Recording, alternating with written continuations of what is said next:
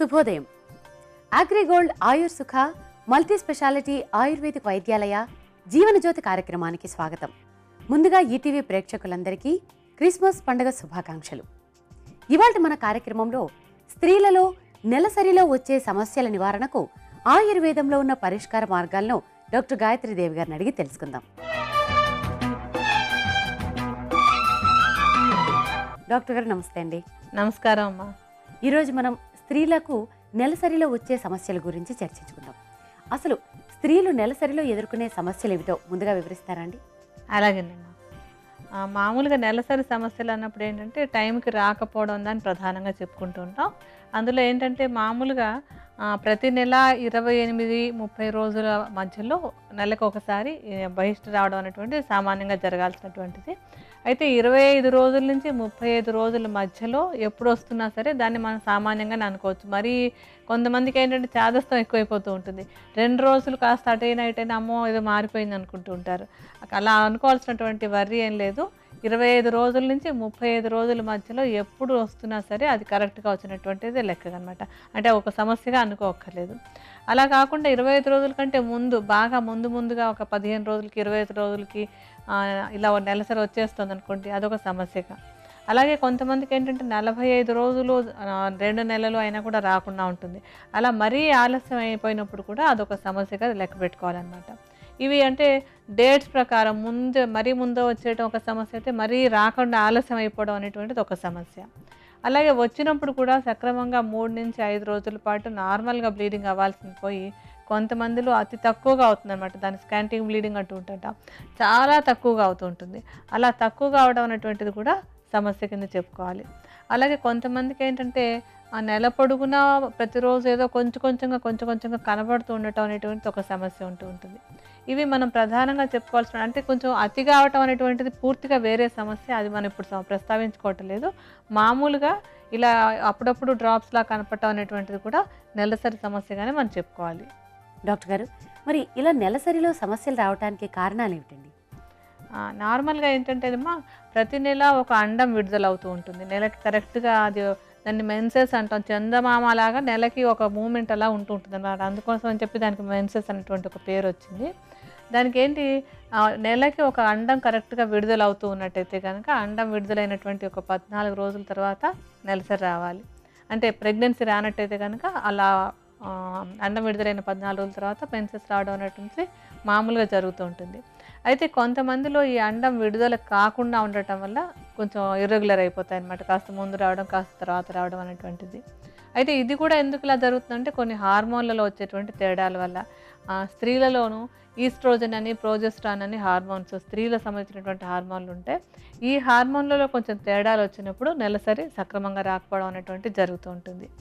అలాగే మరొకటి ఏంటంటే థైరాయిడ్ సమస్య ఉన్నప్పుడు కూడా నెలసరి బాగా ఆలస్యం అయిపోవటం, నెలల తరబడి రాకపోవడం అనేటువంటిది జరుగుతూ ఉంటుంది.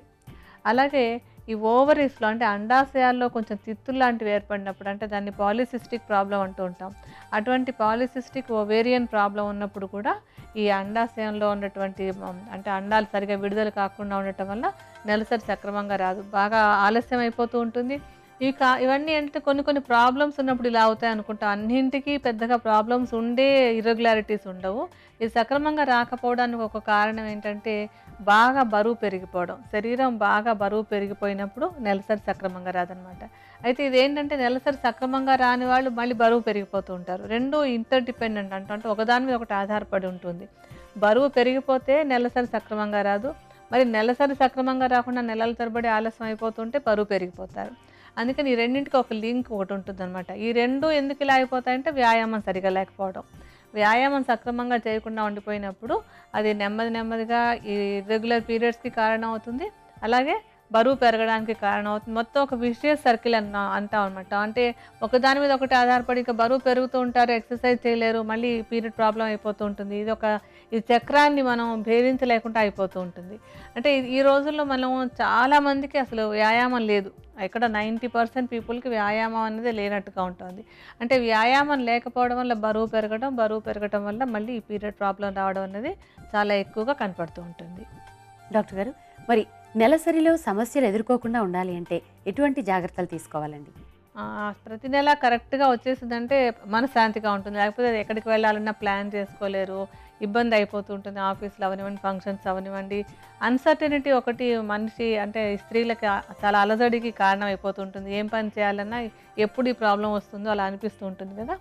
అలా లేకుండా ఉండడానికి కొన్ని కొన్ని జాగ్రత్తలు అన్నీ మీరు కొంచెం చేస్తే అయిపోతాయని కాదు. కొన్ని జాగ్రత్తలు తప్పకుండా సహాయపడతాయి. దాంట్లో ముఖ్యంగా ఏంటంటే ప్రతిరోజు వ్యాయామం చేయడం అనేటువంటిది ఈ నెలసరి సక్రమంగా రావడానికి చాలా బెస్ట్ మార్గంగా చెప్పుకోవాలనమాట. అంటే ప్రతిరోజు వయసును బట్టి ఒక శరీర బలాన్ని బట్టి కనీసం 45 నిమిషాల నుంచి ఒక గంట పాటు ఎక్సర్సైజ్ చేయడం అంటే వ్యాయామం మీరు యోగా వ్యాయామాలు కానీ, సూర్య నమస్కారాలు కానీ, కొన్ని ప్రత్యేకమైనటువంటి ఆసనాలు కానీ, అలాగే రోజు కొంతసేపు అంటే మీ కొంచెం చిన్న వయసు వాళ్ళైతే జాగింగ్ చేస్తూ ఉండటం, నెమ్మదిగా పరుగు పెట్టడం, లేకపోతే కనుక నడక. ఇలాంటి ఏదో ఒక వ్యాయామం నిత్య జీవితంలో ఒక భాగం చేసేసుకొని ఇంకా ఈ వ్యాయామం చేయకపోతే నేను ఉండలేనంత అలవాటు పడిపోవాలన్నమాట. ఎందుకంటే ముందులో చాలా బద్ధకంగా ఉంటుంది. ఎంతమందికో మేము చెప్తూ ఉంటాం, కొంచెం వ్యాయామం చేయండి తొందరగా మీకు కరెక్ట్ అవుతుందని. చాలా లేజీగా అనిపిస్తూ ఉంటుంది. కానీ కొంచెం రోజులు ఆ బద్ధకాన్ని వదిలేసుకొని కాస్త వ్యాయామానికి అలవాటు పడితే ఒక్కరోజు కూడా మానలేరు. అది అనుభవిస్తున్న వాళ్ళకే బాగా తెలుస్తుంది అనమాట. కొంచెం అలవాటు అయిపోయింది అనుకోండి, చేయకపోతే ఏదో ఒక మిస్ అయిపోతున్నాం అన్న ఫీలింగ్ వస్తూ ఉంటుంది. అందుకని వ్యాయామం బాగా అలవాటు చేసుకొని ప్రతిరోజు వ్యాయామం చేయడం అనేటువంటి అలవాటు బాగా చేసుకోవాలి. అలాగే తీసుకునేటువంటి ఆహారంలో కొంచెం జంక్ ఫుడ్ అది బాగా తగ్గించుకోవడం. అంటే పోషక విలువలు లేనటువంటి ఆహార పదార్థాలు తగ్గించేసుకోవాలి. అంటే మైదా పిండి కానీ, లేకపోతే ఒట్టి పిండితోటి చేసినటువంటి నూనెలో వేయించి చేసినటువంటి ఆహార పదార్థాలు వేట్లలో కూడా ఎటువంటి పోషక విలువలు ఉండవు. అలాగే పిజ్జాలు, బర్గర్లు వీటిల్లో కూడా ఎటువంటి పోషక విలువలు ఉండవు కనుక అటువంటి ఆహార పదార్థాలని బాగా తగ్గించేసుకోవాలి. ఈ చిప్స్, వేఫర్స్ అవన్నీ ఏంటంటే బాగా సరదాగా ఉంటాయి కరకరలాడుతూ నోట్లో తినడానికి. కొంతమంది మాటికి కూల్ డ్రింక్స్ అవి తాగటం కూడా ఒక ఫ్యాషన్ లాగా తీసుకుంటూ ఉంటారు. అయితే ఈ కూల్ డ్రింక్స్ అవి విపరీతంగా తీసుకోవడం వల్ల కూడా శరీరానికి హాని జరిగి ఈ మెన్సెస్ సరిగా రాకపోవడానికి కారణం అవుతుంది కనుక అటువంటి ఆహార పదార్థాలు బాగా తగ్గించేసుకుని నిత్యం ఆకుకూరలు, కాయగూరలు కూడా ముఖ్యంగా ఏంటంటే బీట్రూట్, క్యారెట్, తర్వాత పాలకూర ఈ 3 కూడా నెలసరి సక్రమంగా రావడానికి బాగా ఉపయోగపడేటువంటి ఆహార పదార్థాలు. వీటిలో ఏదో ఒకటి ప్రతిరోజు ఆహారంలో ఎక్కువగా తీసుకుంటూ ఉండడం అనేది అలవాటు చేసుకోవాలి. అలాగే నువ్వులు, ఇంగువ ఈ 2 కూడా నెలసరి సక్రమంగా రావడానికి బాగా ఉపయోగపడతాయి కనుక ఆహారంలో వీటిని కూడా ఎక్కువగా తీసుకుంటూ ఉన్నట్టయితే కూడా నెలసరి సమస్యలు రాకుండా ఉండడానికి బాగా ఉపయోగపడతాయి. ఇవి ప్రత్యేకంగా అంటే ఆహార పరంగాను తర్వాత ఎక్సర్సైజ్ పరంగాను కొంత జాగ్రత్తలు తీసుకున్నట్టయితే కనుక ఈ నెలసరి సమస్యలు రాకుండా ఉండడానికి తోడ్పడతాయి ఇవి. డాక్టర్ గారు, స్త్రీలలో నెలసరి సమస్యల నివారణకు ఉపకరించే ఆయుర్వేద ఔషధం ఏ విధంగా తయారు చేసుకోవాలో వివరిస్తారా అండి? మనం తయారు చేసేటువంటి ఔషధంలో మనం తీసుకునేటువంటి మొట్టమొదటి మూలిక ఇంగువ.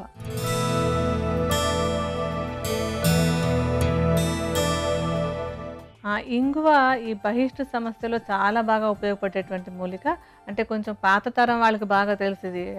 ఈ ఇంగువని బహిష్టు సమస్యల్లో పెట్టిన తర్వాత డెలివరీలు అయిన తర్వాత ఆ బ్లీడింగ్ అది కంట్రోల్లో ఉండటానికి మావి బాగా బయటకు రావడానికి కూడా చాలామంది ఇళ్లలో వాడుతూ ఉండేవారు.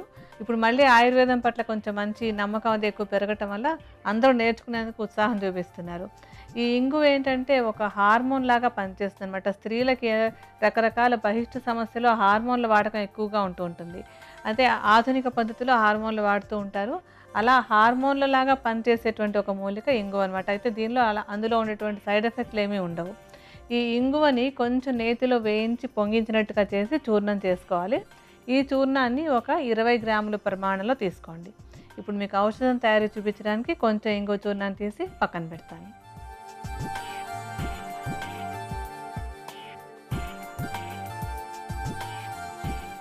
ఆ తర్వాత మనం తీసుకోబోయేటువంటిది కాశీస భస్మం.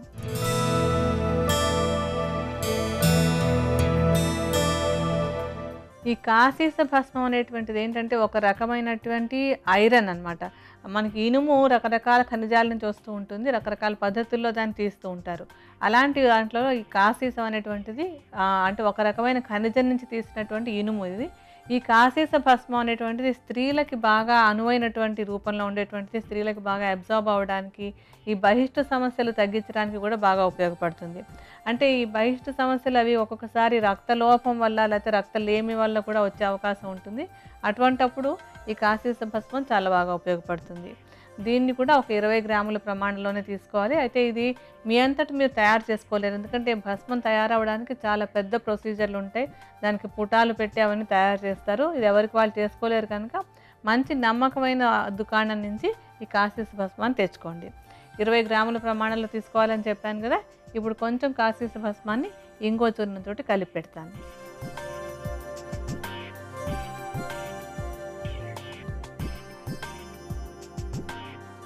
ఆ తర్వాత మనకు కావాల్సినటువంటి మూలిక టంకణ భస్మం.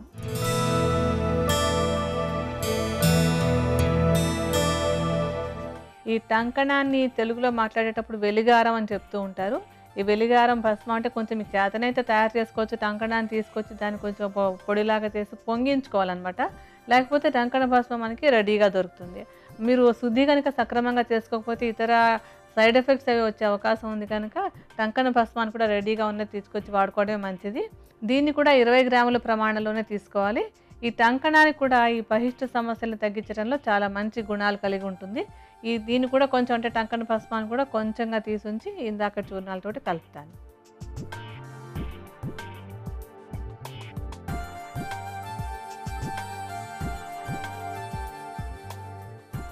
ఆ తర్వాత మనం తీసుకోవాల్సినటువంటిది ముసాంబరం.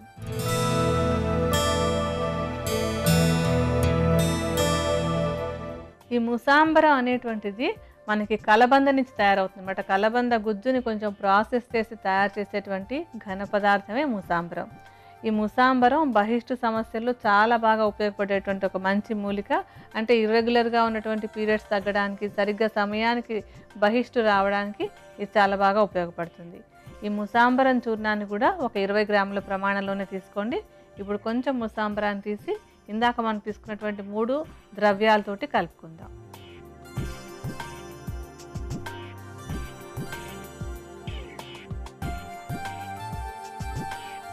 మనకి ఔషధం తయారీకి కావాల్సినటువంటివి 4 మూలికలు. ఇప్పుడు వీటిని బాగా కలుపుతాను.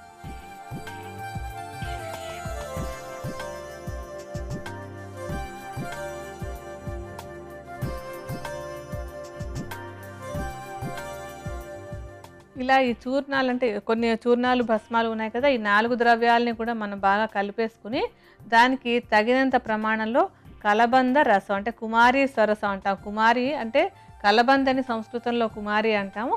ఈ కుమారి స్వరసాన్ని దీంట్లో కలుపుకోవాలి.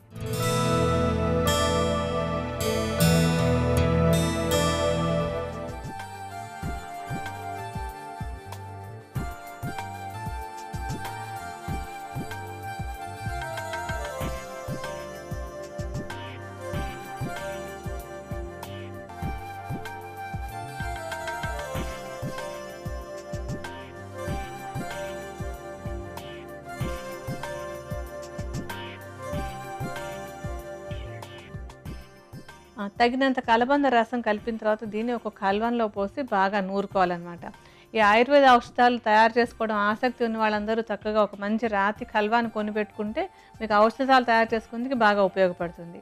అందులో అంటే ఈ మిశ్రమాన్ని కల్వంలో వేసి బాగా నూరుతూ ఉండాలి.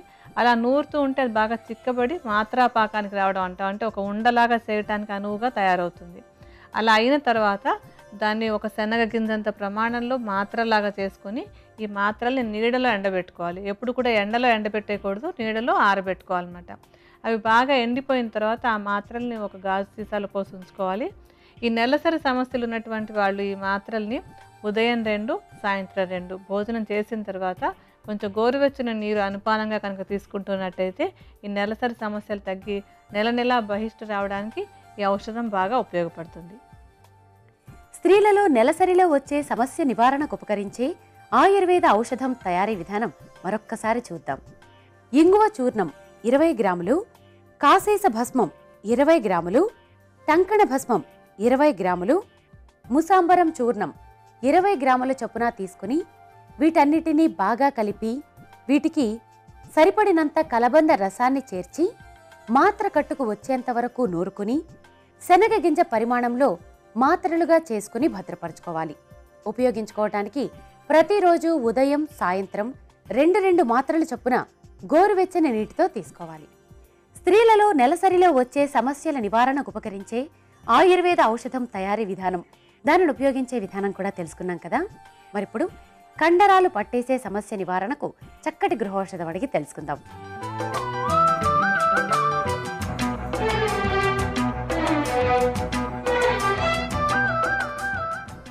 డాక్టర్ గారు, కండరాలు పట్టేసే సమస్య నివారణకు ఉపకరించే చక్కటి గృహౌషధాన్ని తెలియజేస్తారండి? ఒక్కొక్కసారి మనం ఏదో పని చేస్తున్నప్పుడు కొంచెం కండరాలు పట్టేస్తూ ఉంటాయి కదా. అటువంటి సమస్య ఉన్నప్పుడు ఏం చేయాలంటే, చాలామందికి ఇళ్ళల్లో వెల్లుల్లిపాయలు ఉంటూ ఉంటాయి కదా. వెల్లుల్లిని ఒక ముద్దలాగా నూరేసి, ఆ నూరిన ముద్దని నువ్వుల నూనెలో వేసి కాచుకోవాలి. కాచుకున్న తర్వాత దాన్ని వడపోసి, ఆ నూనెని ఎక్కడైతే కండరాలు బిగపట్టినట్టుగా ఉన్నాయో ఆ భాగంలో పూసుకున్నట్టయితే కనుక ఈ నొప్పి తగ్గడానికి బాగా ఉపయోగపడుతుంది. స్త్రీలలో నెలసరిలో వచ్చే సమస్యల నివారణకు ఉపకరించే యోగా ప్రక్రియలను భారత యోగరత్న బిరుదాంకితులు శ్రీ దండు సత్యనారాయణరాజు గారు చేసి చూపిస్తారు. మనము చూద్దాం.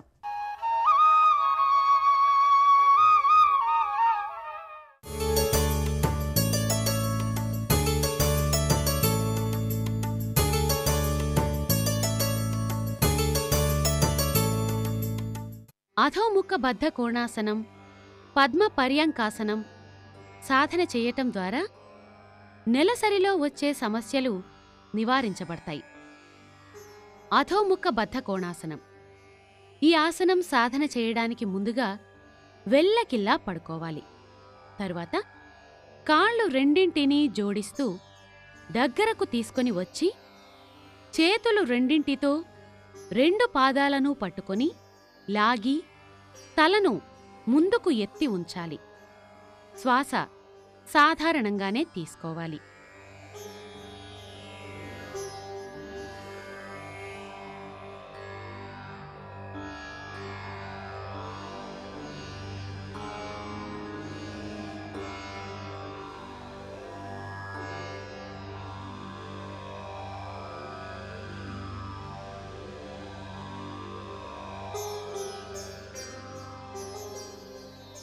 ఇలా ఈ భంగిమలు ఉండగలిగినంత సమయం ఉండి తిరిగి యథాస్థానానికి రావాలి. ఇలా ఈ ఆసనం రోజు 6 నుండి 8 సార్లు సాధన చేయవచ్చు. రెండవ ప్రక్రియ పద్మ పర్యంకాసనం. ఈ ఆసనం సాధన చేయడానికి ముందుగా కాళ్ళు రెండింటినీ పద్మాసనంలో ఉంచి కూర్చొని వెల్లకిల్లా పడుకుంటూ మోచేతుల్ని నేలపై దృఢంగా ఆంచి ఛాతిని వీలైనంతగా పైకెత్తి తలను వంచగలిగినంత వెనక్కి వంచి మాడును నేలకు ఆంచాలి. తరువాత చేతులు రెండింటినీ ఇరుపక్కలా చాచి కొద్దిగా ఎత్తి ఉంచాలి. శ్వాస సాధారణంగానే తీసుకోవాలి.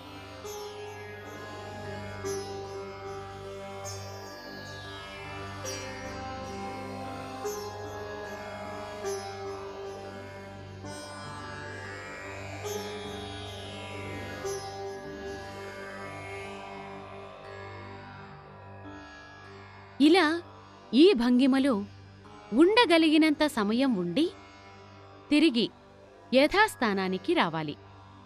ఇలా ఈ ఆసనం రోజూ 5 నుండి 8 సార్లు సాధన చేయవచ్చు. ఈ విధంగా అధోముఖ బద్ధ కోణాసనం, పద్మ పర్యంకాసనం సాధన చేయటం ద్వారా గర్భ వ్యవస్థకు రక్తం సక్రమంగా ప్రసరించి మృతకణాలు జీవకణాలై నెలసరిలో వచ్చే సమస్యలు నివారించబడతాయి. ఈ ప్రక్రియల తర్వాత ధ్యానం చేసి మత్స్యాసనం వేయటం ద్వారా శరీరంలోని అన్ని అవయవాలకు విశ్రాంతి దొరుకుతుంది. స్త్రీలలో నెలసరిలో వచ్చే సమస్యల నివారణకు ఉపకరించే యోగా ప్రక్రియలేమిటో తెలుసుకున్నాం కదా. మరిప్పుడు పళ్ళు తెల్లగా మెరిసేందుకు చక్కటి చిట్కా అడిగి తెలుసుకుందాం.